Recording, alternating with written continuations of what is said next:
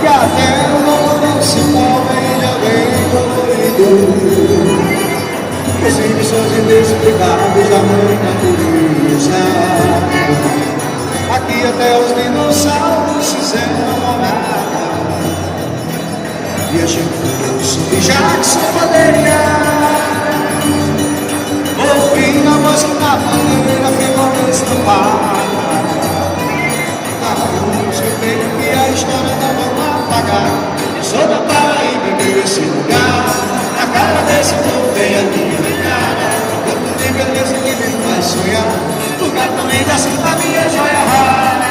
Vou estar um pouco mais oriental. Astrologicamente ser baiano. E mato uma música evangelical. Eu sou muito feliz. Eu quero ouvir.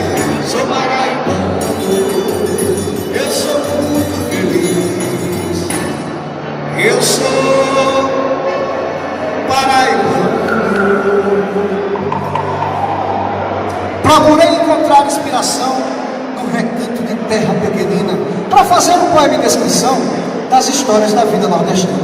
Mas olhando para a força dessa gente, vi que um verso não é suficiente para mostrar a grandeza do que eu vejo. O poema seria um disparate. Não há verso no mundo que retrata a grandeza do povo sertanejo. Eu quero falar mas se você não conhece, doutor, eu festejo de um modelo tão trabalhador. Por isso não pense, viaje, pesquise, conheça de perto esse chão. Só pra ver que o Nordeste é que veste de orgulho desse. Além da seca feminina, chama de vida venha, o meu Nordeste tem mim. Quem conhecer então venha, eu vou te mostrar a senha do coração do Brasil.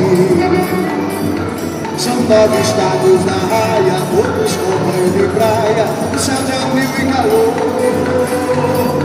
São 9 estados vivos, crescentes, fortalecidos, onde o Brasil começou. E hoje, a ciência, como uma grande potência, já me secou. É verdade que a seca ainda deixa sequela.